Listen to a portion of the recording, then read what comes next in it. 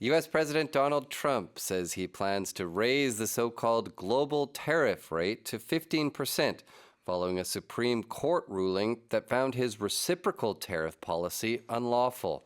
The South Korean government, meanwhile, said it will stay the course with previously agreed investment plans in the United States. 도널드 트럼프 미국 대통령은 미 연방대법원의 상호관세 위법 판결 이후에도 글로벌 관세를 15%로 올리겠다고 밝혔습니다.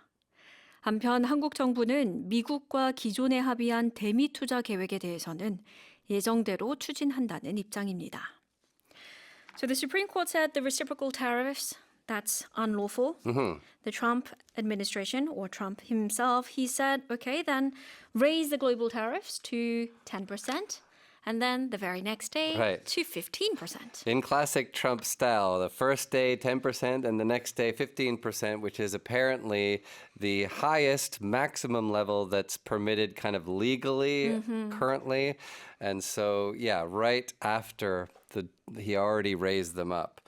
So basically, he's just showing that he's still going to stay tough on tariffs, no matter what the Supreme Court says about his reciprocal tariff policy. He's still going to be boosting them up as high as he can. Right. He's going to use all measures that he can to go strong on the tariffs and to increase the tariff exposure of all the other countries and go strong, go high on protectionism. Exactly, right. 미국의 연방대법원, the U.S. Supreme Court가 상호관세, reciprocal tariffs는 위법이다 라고 하니까 트럼프 대통령은 그러면 이제 모든 나라에게 10% 글로벌 관세를 부과하겠다라고 한 뒤 바로 다음 날에 10%에서 15%로 한 단계 더 인상한 겁니다. So South Korea is still going ahead with its planned investment in the United States. So although the U.S. judiciary's final ruling invalidated the reciprocal tariff policy, there's still sector-specific tariffs on products such as automobiles and steel in effect. So the possibility is still open that additional duties can be imposed on key South Korean exports like even semiconductors or bio-related products. So the Korean government is going to be closely monitoring what's going on in Washington as far as those tariffs go, while making sure that that investment goes through as quickly as possible, just basically so Trump doesn't view Korea as a potential tariff target. Right. Okay, so let's have a look at this word, reciprocal. Right, we're talking about reciprocal tariffs in this case, basically mutually giving and receiving. So normally reciprocal tariffs would be taxes that you're imposed by one country on another that match the same tariffs that that other country is imposing on it. In this case, that's not actually the case because there aren't really tariffs on American automobiles coming into Korea. But it's America trying to address a broader trade deficit that it has with Korea, about a $56 billion trade deficit with Korea right now. Reciprocal, 상호에, you gave a good word there, mutual이랑 같은 뜻이에요. 서로 주고받는. It goes two ways, both sides. Exactly. Reciprocal tariffs, 상호 관세이고요. You also hear about reciprocal visa agreements in the news. 이거는 상호 비자 협정입니다. Reciprocal, 상호, so both sides. Yep. Stay the course. Stay the course, which means you maintain the way that you're going. You keep the existing policy. You continue going as planned, especially when things get difficult.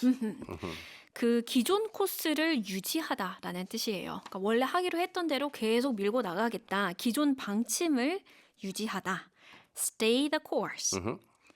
U.S. President Donald Trump said he plans to raise the so-called global tariff rate to 15% following a Supreme Court ruling that found his reciprocal tariff policy unlawful. The South Korean government, meanwhile, said it will stay the course with previously agreed investment plans in the United States. So whether or not you agree with what Trump is doing with regards to tariffs or whatever it is, he certainly knows how to stay in the news. Right, he's staying in the news for our second story as well. That's right. Trump also announced on social media that he intends to dispatch a U.S. Navy hospital ship to Greenland to, quote, take care of people on the island. But the plan has gone down like a lead balloon in the country, with Greenland's prime minister responding bluntly, it's going to be a no thanks from us. 트럼프 대통령은 소셜미디어를 통해 그린란드 주민들을 치료하기 위한 미 해군 병원선을 파견하겠다고 밝혔습니다. 하지만 현지의 여론은 싸늘합니다. 그린란드 총리는 우리의 답은 no thanks 라며 제안을 거절했습니다. What's going on? Is Greenland short of medical care? No, well, I mean, you never know what the facts are behind what Trump is saying on social media. But basically, I think it's just trying to keep his plan to annex Greenland in the news, keep it at the forefront of people's minds. The U.S. Navy does operate two very large hospital ships. They each have about 1,000 beds. So the White House didn't specify which one, if any, they'd actually end up sending. They don't want it in Greenland, of course. But basically, yeah, Trump trying to keep that Greenland story in everybody's minds, show that the pressure is still on so that it doesn't kind of cycle out of the news.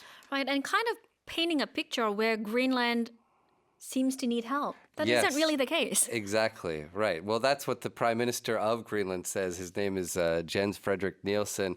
He said, of course, it's going to be a no thanks from us. And he emphasized that, of course, Greenland, along with Denmark, which Greenland is a part of, both have public healthcare systems, like, you know, most wealthy countries that provide free medical services to their citizens, unlike the United States, and patients don't have to pay for treatment. Right, and he did mention things like, if anyone needs better access to medical care, take care of your own citizens, or something to that effect. Which is fair enough, Yes. right? Because the medical system has its own long list of issues in the United States. Right. 이거를 헤드라인만 보면, 내가 알지 못했던 그린란드의 의료 문제가 있나? Right. 의료 공백이 있나? 의료 액세스, 접근의 문제가 있나? 이렇게 생각하실 수도 있는데요. 그게 아니라 오히려 온 국민이 free medical care, 무료 의료 혜택을 받고 있는 상황입니다. 그러면 이게 뭔가 싶은데 그냥 관세 압박과 무력 사용 가능성과 더불어 유화적 제스처를 취하는 이른바 강온, 양면 전략의 일환으로 해석됩니다. 네. And also keeping himself in the news and, as we mentioned, painting Greenland in a light where you kind of question, does Greenland need help from a bigger country? But that is not the case. Right. Okay, let's have a look at this expression. Okay. Go down like a lead balloon. Well, if you imagine a balloon that is made out of lead, it is not going to be floating away into the sky like a Right. balloon is sometimes supposed to do. So it's just a kind of a funny expression, which means to completely fail, to be absolutely not welcomed at all, usually of a political proposal or some kind of idea. Is this expression used quite frequently in Canada? I mean, it depends on what the idea is. if it's not a favorable idea. Yeah, no, you can use it for sure. 왜냐하면 이게 저는 정말 오랜만에 들어보거든요, 이 표현을. 그래서 찾아봤더니 북미에서 주로 쓰는 표현이래요. As opposed to Commonwealth countries and the UK. All right. But as you mentioned, lead, 여기서 lead는 납이거든요. 그러니까 납으로 만든 풍선처럼 어떤 아이디어나 제안, 발언이 바로 추락했다. 소위 말해 망했다라는 뜻입니다. 네. Go down like a lead balloon. 완전히 실패하다, 전혀 환영받지 못하다. And respond bluntly. To do something bluntly means to do it very directly and honestly, sometimes too honestly, in a sometimes painful way. You know, Yes. sometimes you don't necessarily need to hear the complete truth. So it means to answer very, very directly. Be very blunt about it. Yeah. Respond bluntly, 직설적으로, 단도직입적으로 답하다입니다. Respond bluntly. Trump also announced on social media that he intends to dispatch a U.S. Navy hospital ship to Greenland to, quote, take care of people on the island. But the plan has gone down like a lead balloon in the country, with Greenland's prime minister responding bluntly, "It's going to be a no thanks from us."